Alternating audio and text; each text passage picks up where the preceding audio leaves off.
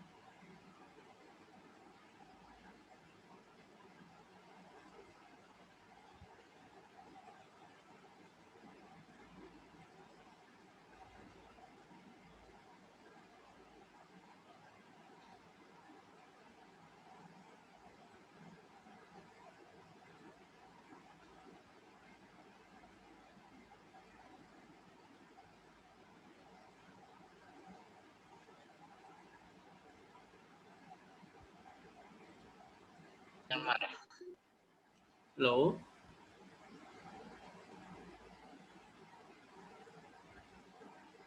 Okay, right. Okay. A very good evening to all of you. As per the revised timetable by the department, so today is the Thursday. So Thursday we should have allotted a wireless sensor network uh, from 4 p.m. to 5 p.m. Okay. So let us talk. Uh, I think the student will continuously join in the session. So actually, in the last class, we already started the ad hoc networks. So just recollect the previous information.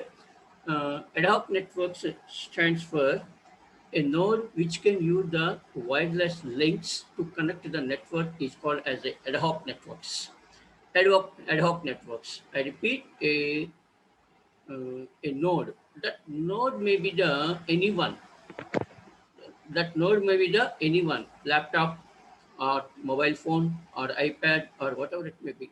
So that must be communicated by using wireless connection is called as a ad hoc networks. So generally ad hoc network size is very small. So that means less number of nodes are connected. Okay, right. So just recollect the previous information. Right.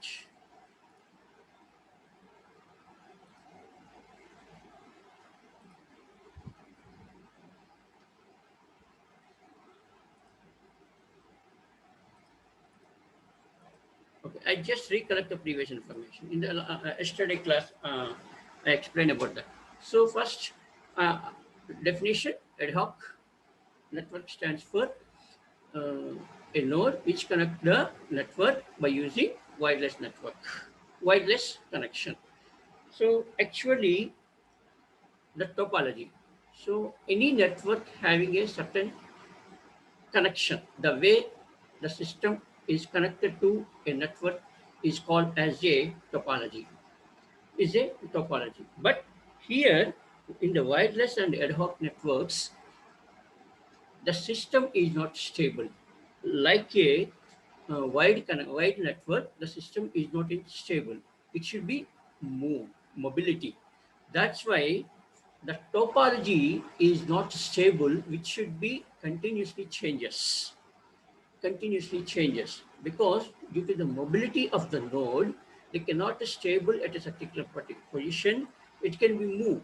So that's why the topology should be changes. This is the main burden and main headache of the ad hoc networks. Okay, so that's why a routing protocol should be designed.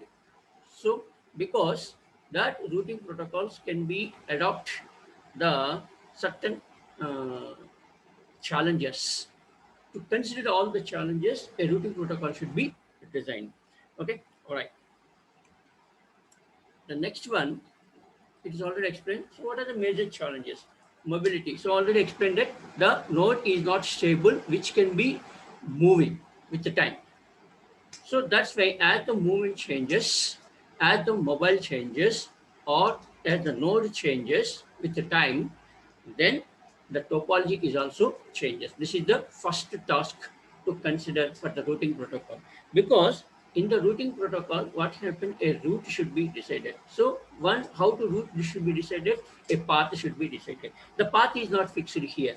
The connection is not fixed here. The link is not fixed here because of the mobility.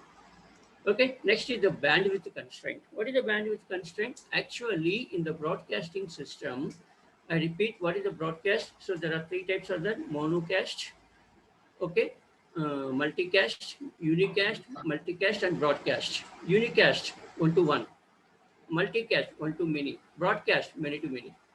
So in the broadcasting system point of view, suppose if there is a link is problem, then you can search the another path. You can search the another path. In the searching of the another path, then the system should send a control packet. This control packet should overlap with the data. There is a collision. So this is called as a error-prone channel state. Error-prone channel state. So what is the bandwidth constraint? In the wide network, enormous amount of bandwidth is available and enormous data should be possible in the wide network. In the wide network. But in the wireless network, it is under the control of the radio frequency by the TROI. So that means you should utilize only that particular bandwidth. Only that particular bandwidth. But actually, once a system is connected, then it should have the information about the network. It should have the topology of the network. So that's why there is a overhead. So this overhead consumes some of the bandwidth, some of the bandwidth. So let us take, as the frequency continuously changes the topology, then what happens, much of the information, overhead size increases. As the overhead size increases, then the frequency is also, that is bandwidth should be consumed. So that's why you should consider this bandwidth constraint also. So this is called as a bandwidth constraint. Okay, already explained error-prone channel. So to search the alternate path, if there is a failure of the link in the broadcast system, system can send the control packet. System can send the control packet to search for the other one. So this control packet should overlap with the data already exist in the path, in the link. So that's why there is a problem. So that is called as a error-prone channel state. Next is hidden and exposed terminal. Hidden stands for, suppose in the wireless network a system is there, then it should be activated in a particular active region. This is called as a geographical region. A geographical region should be surrounded by a node. That is called as an active area. Active area. Suppose a system outside the active area, then that is called as a hidden system. I can explain very shortly what is the hidden and exposed terminal problem. Next is the resource constraints. What is the resource constraint? So actually each and every node should be portability. Portability depends upon the size of the battery. Battery requires, battery provides the power. Power, more facility. More facility, size of the battery increases. Size of the battery increases, then portability decreases. So that's why there is a mutual understand. There is a mutual understanding between the power and also portability. So this is the all the constraints are there. So that's why to create a protocol, the routing protocol. Why we require the routing protocol? Because a packet should be sent from starting point to ending point. So then what is the path should we choose? That is a very important routing protocol. So what are the routing protocol? So that routing protocol should consider all these constraints, all these challenges. So already explained in the previous class. Next one, this is called as a hidden terminal. It is already explained in the previous one, just recollect the information. So don't think otherwise. So let us take what in the hidden area. What is the hidden terminal? So let us take this is called as a active area or geographical region for a particular node. Similarly, this is also called as a geographical area or the active area of the particular node B. So this is called as a C. This is called as a C. So let us take for the A point of view, for the A node, the C is outside the area, outside the node. So that's why this C is called as a hidden. Similarly, for the C point of view, A is hidden terminal. A is the hidden terminal. But see this, A and C are hidden terminals. Each other, A and C are hidden terminals. They are hidden terminals. Okay, but once it is an active region, then it knows that. So which is active and which is not active, that should be, there is some idea. Because each and every node should have some protocol and some overhead is there, then that can be specified whether it is active or not active. But it is outside the region, then the system cannot understand. So that's why it is a hidden area. So that's why A and C want to communicate with the node B. So as B is in the active region of a node A, and also B is in the active region of the node C. So, but what is the problem? A and C are hidden terminals. This is called as a hidden terminal. Then what is the problem? So what is the problem is that there is no communication between A and C because both are hidden terminals for each other. So that's why they can communicate. Once they are communicating, reaching the destination point is the B. So that's why at the point of B, both transmission data are overlapped. Then collision takes place. This is called as a hidden problem. This is called as a hidden terminal and this is called as a hidden problem. So that's why this should be considered for creating the protocol. Okay. The next one, what is the solution? So in this class, already discussed in the last class, there are two solutions are there. There are four solutions, but we are explaining discuss the only two solutions. One is the MACA, medium access collision avoidance, and next one, medium access collision avoidance for wireless. Okay, you already studied in the previous class or previous semester about the RTL, CTL. Okay, RTL stands for, that is called as a handshaking signals. Handshaking signals. So handshaking signals in any network, handshaking signals will take a long time than the data transmission. Okay, so that's why what is in the MACA, we can use the handshaking signal that is called RTL and CTL. What is the RTL? Request to RTS, request to send the data, and CTS, once the system is free, the receiver is free, then it will give the response of the CTS, clear to transmission. See, okay, clear to transmission. Okay, so that's why in the MACA point of view, it is not completely avoiding the collision, but reducing the collisions. Reducing the collision, that is the first task of the creating of a protocol. Okay, but in the MACAW, MACA W, so wireless, there is extension. So in the handshaking point of view, there are four steps are there. First is RTS, request to send. Then the receiver can give the CTS, clear to send. And once it clear to send, then source can transfer the data. Once the entire data is received by the destination or the receiver, then it will send the acknowledgement. It will send the acknowledgement. This is called as a MACA W. Okay, this is called as a MACA W.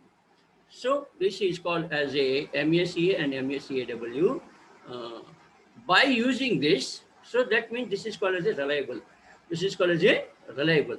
So RTS, then the C can send the CTS, clear to send, and the B can be sending the So that's why in the markup point of view, first of all, find out what are the hidden terminals around a node.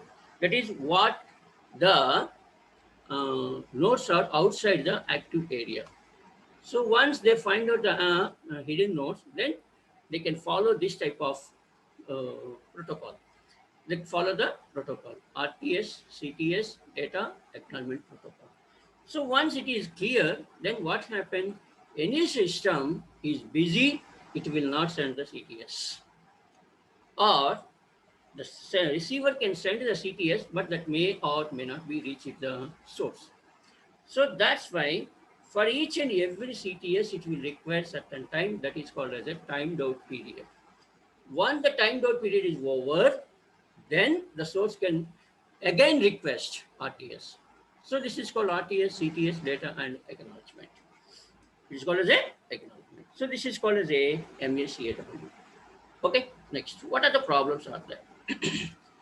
There are two types of problems are there. One is called as a hidden terminal problems.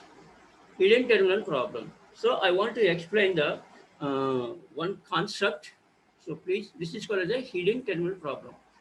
So what is the hidden terminal problem is that, let us take, this is called as a T geographical region or active region. And within the active region, let us take, this is called as a R. R is also, this is the active region or active area of the R. And this is called as A. So this is called as A, and this is the active area of the A, and this is the active area of the B. Active area of the B. So my problem is that T and A wants to communicate with R. Okay. So for any 4-state handshaking signals, T request. This is the CTS signal. So then R sending the RTS. This is the RTS and this is the CTS. Once the CTS is received by the T, then T can sending the data to R. Right. So by this way, R is busy. Please be listen. R is busy. Okay. Now let us take for the A point of view, because T and A are hidden terminals. Hidden terminal. So that's why they don't know whether they are communicating or not. So A first RTS request to send. But while it is receiving the request to send, then R is busy. R is busy. So while R is busy, then it will not send the RTS, CTS. It is not send the CTS. Okay. As long as CTS can receive the any station within a timed out period. But as the timed out period is over, then what happens? A will send again request. A is send again request to R. A is again sending the request to R.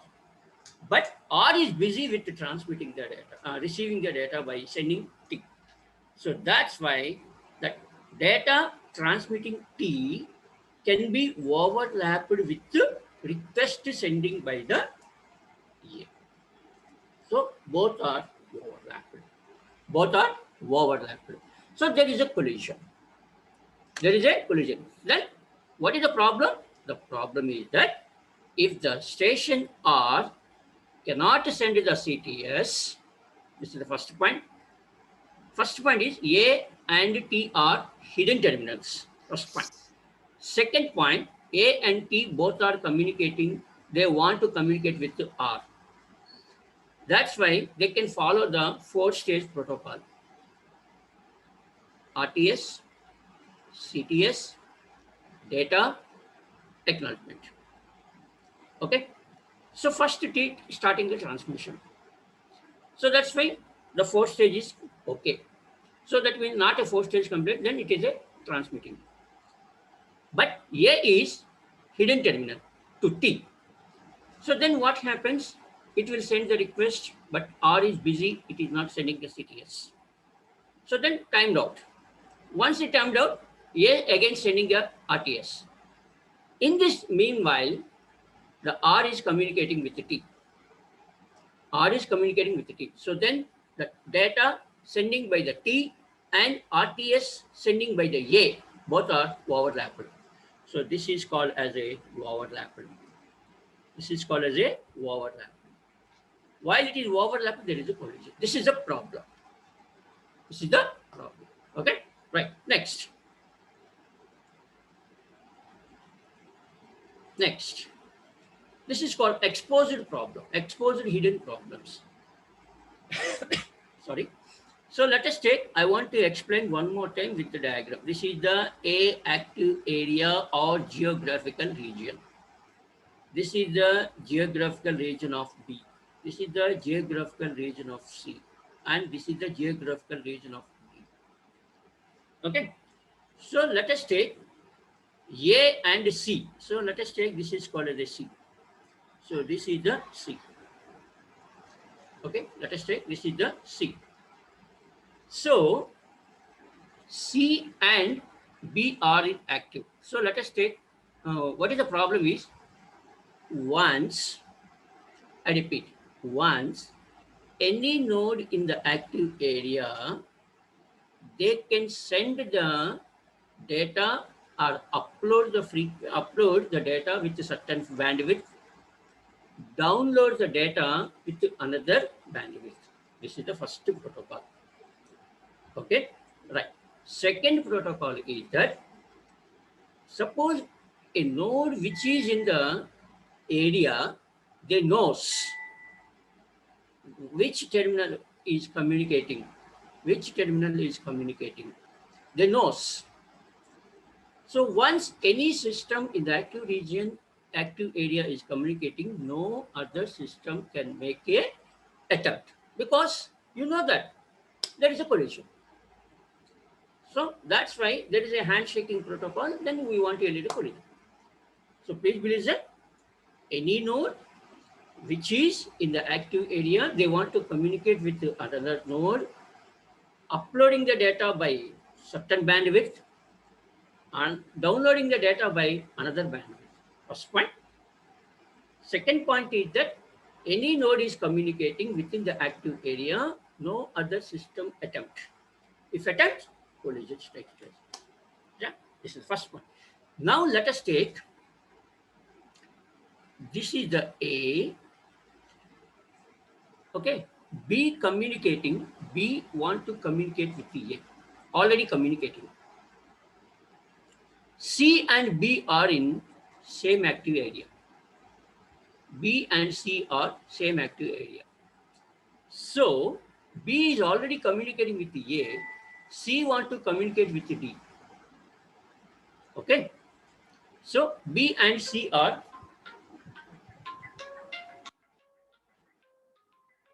just a minute.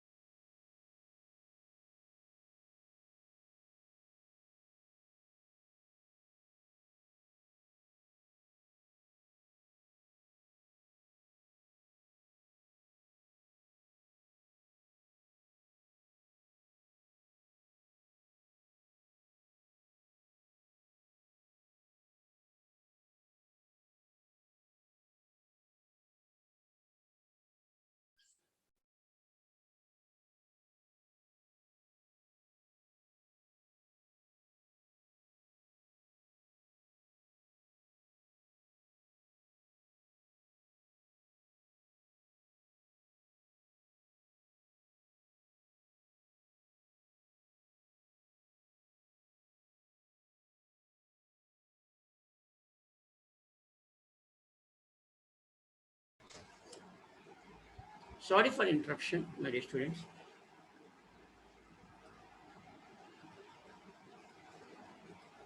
Yeah. So let us take B and C are same active area. So B is already communicating with the node A.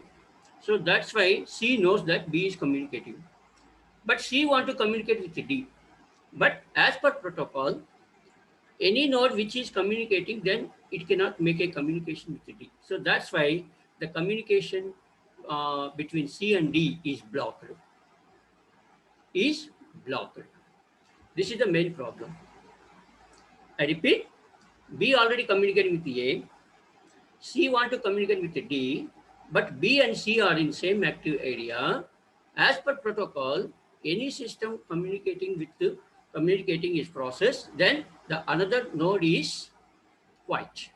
So that's why this communication should be blocked. This is called as a exposed hidden problems. Exposed hidden terminal problems. Okay, right. So now a routing protocol should consider all these parameters. All these parameters. This is the challenges. This is called as a challenges. Right. Next is, what is the resource constraints? The resource constraints already explained in the previous one. Right. Now, what are the ideal characteristics? What are the ideal characteristics for routing of the protocol? For the routing of the protocol. Okay, routing of the protocol. Right. So to design a protocol, then what are the characteristics or what are the challenges should be faced? The first one, computer networks are either centralized or decentralized. Decentralized is called as a distributed system. So in both methods, systems are connected. Systems are connected. In the centralized, all the network should be maintained by a centralized system. Of course, it is already discussed in the previous semester. But in the distributed system, systems are connected virtually. Systems are connected in virtually, but they are present in physical, they are connected in virtually. Now, a task is distributed. A task is distributed. That system doesn't know. So what happens in the network? What happens in the network? Suppose if I'm allocating a task to a particular system, that can be performed enough. Whether what is the front and what is the back, that system cannot. But ultimately, by considering all the network, the task is completed. This is called as a distributed. This is called as a distributed. Okay, this is called as a distributed. Physically present, but virtually connected. First point. Second point, then what happens? A task is allocated to each and every system that can be performed by the system, but they don't know. Okay, so once it's completed, then as per network point of view, every task, the total task is completed. Okay, so that's why for the ad hoc networks, we should prefer fully distributed. Why? Because fault tolerance is greater than in distributed system than the centralized system. Even though a single system is in problem, it is a risk. That's why that should be easily finding out. The importance of the system is very, very important. Okay, that's why for ad hoc networks, you should prefer fully distributed networks. Next is adaptive to frequency topology changes. Already mentioned that due to the mobility of the node, the topology changes. That is called as a dynamism. So that dynamism can be dynamism in topology can be accepted by the routing protocol. Okay. Next, route computation and maintenance must involve in a minimum number of nodes. Actually, the ad hoc networks contains a minimum number of systems, a less number of systems. A less number of systems should be connected. Okay, so within this connected, the route computation and maintenance should be maintained by a minimum number of nodes. Okay, next, suppose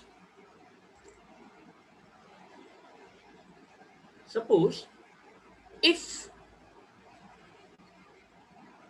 uh, a topology changes, then that node should be immediately accessed. That is, access time of the system in a dynamism is very less, as less as possible. Suppose due to mobility, topology changes,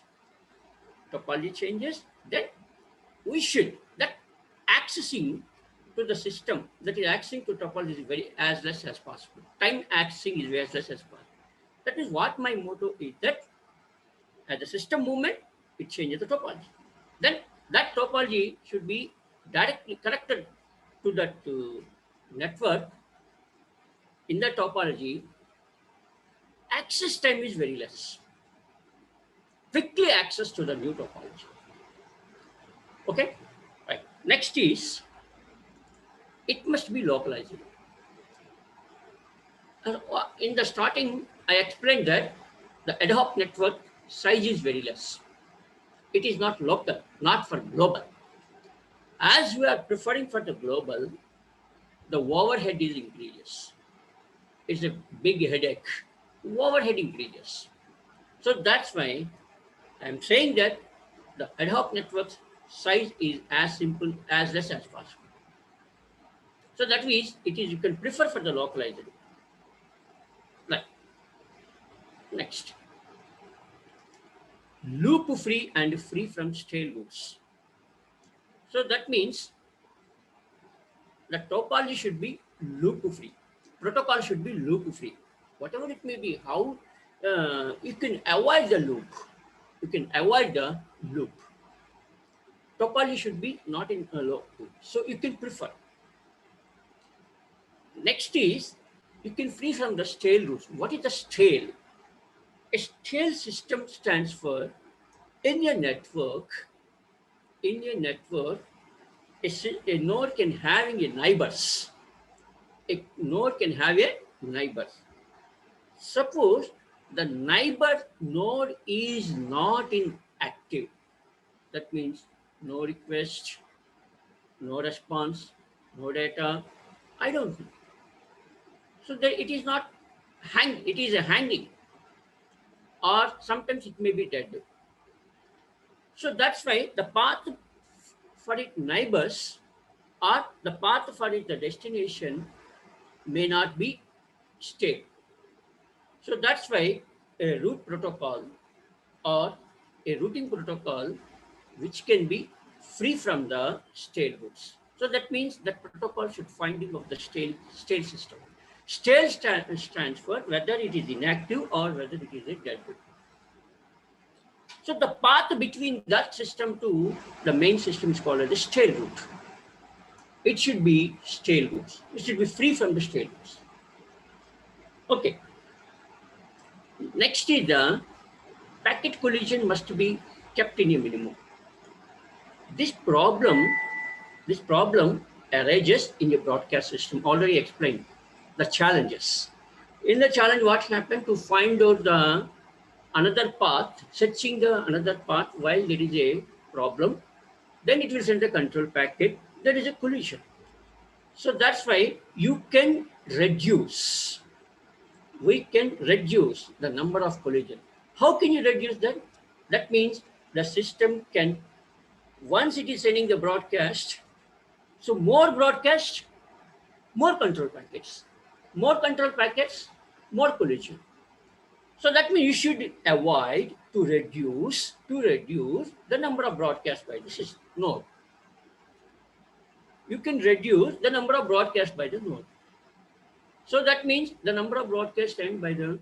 So how it is possible? Why? Because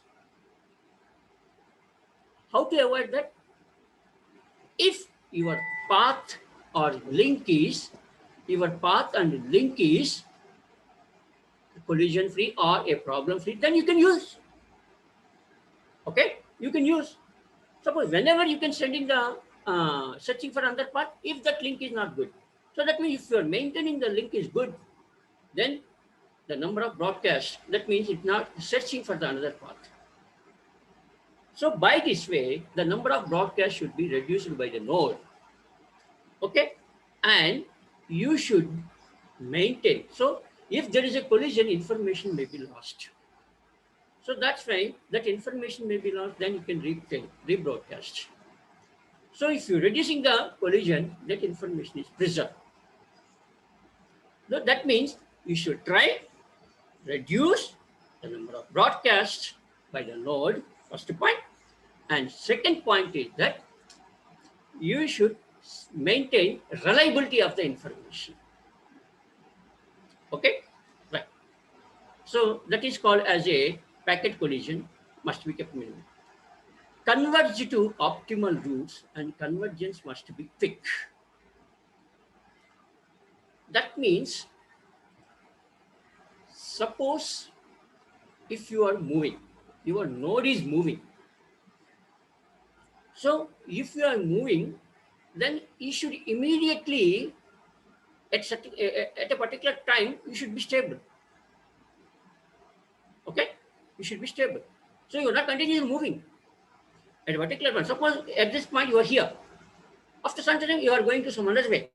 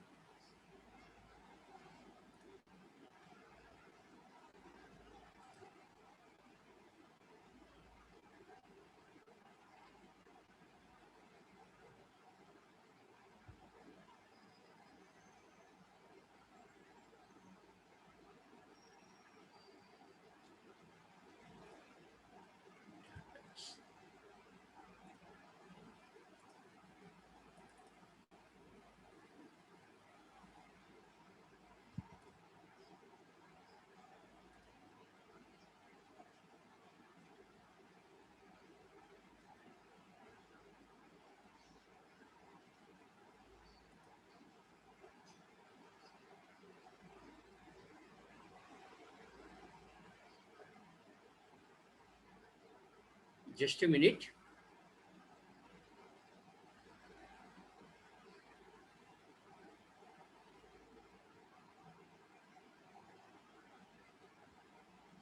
Okay. Yeah, it is in progress.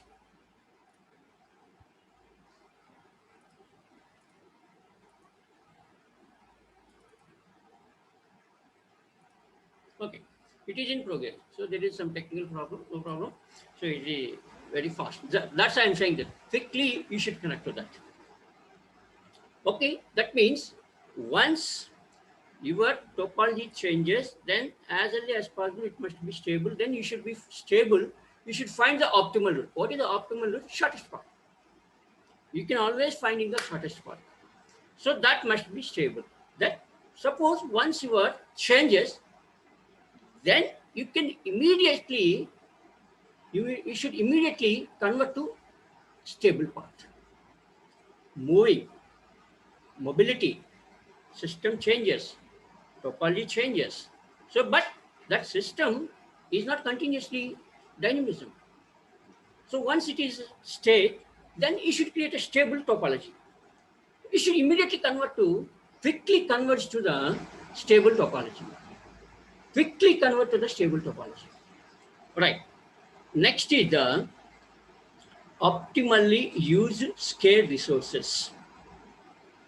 What are the scarce resources? Optimal utilization of the scarce. What are the scarce resources? Power, bandwidth, and link. These three are the memory and link budget, power of link power, system power, that is called as a node power, and how much power for transferring data from this point to that point, that is a link power. Okay, link power, memory, frequency, that is called as bandwidth. You can use optimally. That is also depends. Next, the next challenge, next characteristics is the node should know the topology information. Node should know the topology information. So, right, topology means connection. Topology means connection. So that means once it is connected to the network, then each and every node should find out or should know the topology information. Topology information. What are the links are there? What is the path is there? It should know the information. This is a very, very important. This is a very, very important to creating the routing tables. To creating the routing tables. If you don't know the link and path and topology, then you are not supposed to create a routing tables. Okay, next one. As the topology changes, frequency topology changes, and a system which is remotely and less frequently uses should not changing the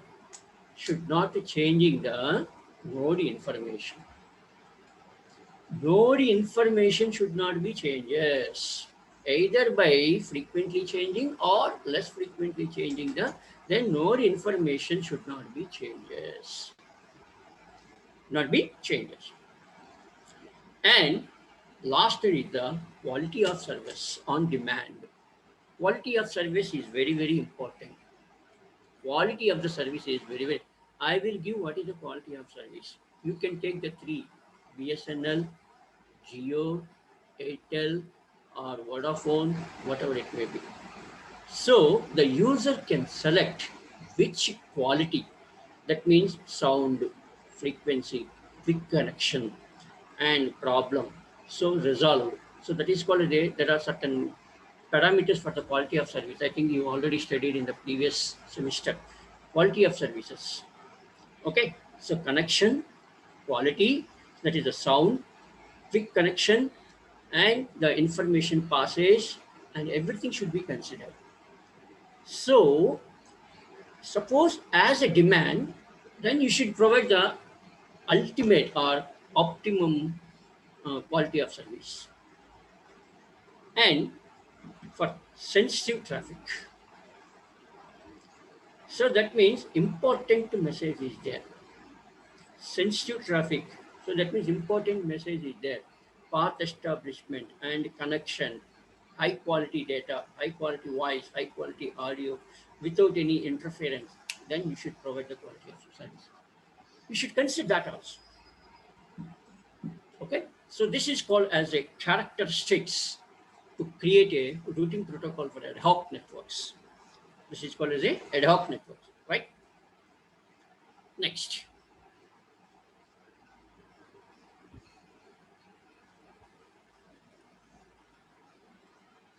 Right?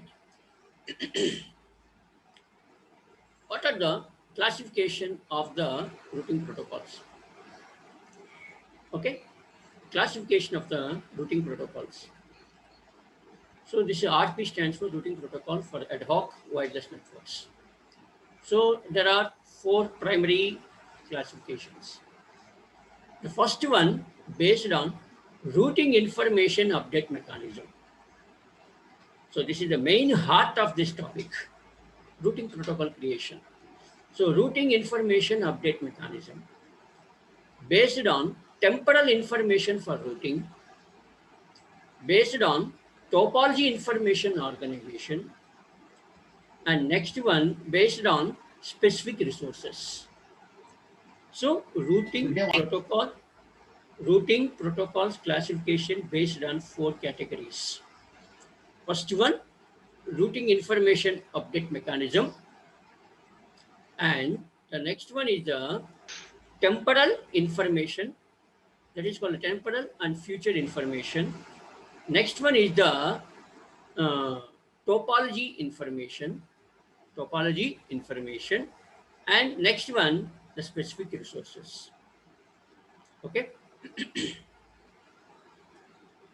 Right. So that's I'm saying routing information update mechanism. So 4 classifications: routing information update mechanism, temporal information for routing, and routing topology, and utilization of the specific resources. This is called as a classification. Right. So let us discuss. I want to explain about the some basic information. Routing information update mechanism. So how many types are there? There are 3 types are there. Proactive or table-driven routing protocols. Next one is the reactive or on-demand routing protocols. Next one, hybrid routing protocols. So now I want to discuss this topic and I want to finish this today. Let us take in the last semester, a routing mechanism is there. Each and every system should know the nodes available in the network with the help of the tables. This can be used as the static. So that means, I repeat, a system or a node in the network should know the information regarding all the remaining nodes in the network. Then how it is possible? A routing table is developed. Even though the topology changes, then it should maintain a routing table. What is a routing table? Routing table stands for what are the nodes are available and what is the cost. What is the immediate neighbor and what is the cost? Okay, that is called hope cost. So that means that information should be maintained by the node. I repeat, each and every node should maintain the remaining systems by using the routing table. That routing table contains a node and the cost for the particular node, and that cost is minimum, and what is the immediate neighbor. That information is called as a routing table information. So that's why a table-driven routing protocol, that means that you should maintain the tables by using the table. First point. Updation should be taken place. Second point. So frequent intervals of the time, routing table should be updated. Okay, routing table is updated. Second point. Once a routing table is updated, then that information should be flooded. I think you know that flooding. Flooding stands for that information should be flooded to all the remaining that is flooded to network. Once it is flooded to network, then each remaining node should be updated their routing tables. So this is called as a proactive or table-driven routing protocols. Okay, all right. So this is the classification, first routing information update mechanism, and within that there are 3 points are there. First is the table-driven routing protocol. Second is the reactive or on-demand routing protocol. So second, in this protocol, the first point is that node should not maintain the routing table. Node should not maintain the routing table, first point. So second point, there is no updation. Third point, there is no flooding. So now what happens is that whenever they require on demand, whenever they require, they can establish a path. So path establishment mechanism, they can establish a path and they can transfer the data. I repeat, in previous one, each and every node should maintain the topology and network information. Second point, updation the information. Third point, flooding the information. But in the on-demand, no routing table, no updation, and no flooding. Whenever they require, they can create a path by path routing mechanism. Path routing mechanism. Okay. And the third one is a hybrid routing protocols. Hybrid routing protocol. So hybrid stands for combination. So that way it can be uses the table-driven routing protocols and on-demand routing protocols. Whenever they can use. So that is called as a geographical region. What is the geographical? The active area is called as a geographical region. While if you are using the geographical region, then you should use the table-driven routing protocols. Table-driven routing protocol. Suppose if you want to outside the region, you should use the on-demand routing protocols. On-demand routing protocols. Okay, so this is about the small information about the classification of the routing information. Okay, 4 types of classifications are there. One is based on routing information. Next one is the protocol. So, and remaining should be discussed in the next class. And I'm sorry, in the morning session, there is some disturbance in the timetable. Due to that, I'm unable to take the class. Okay, right? Second thing, your timetable is revised. So timings revised and timetable is also revised. You should follow the revised timetable. Thank you.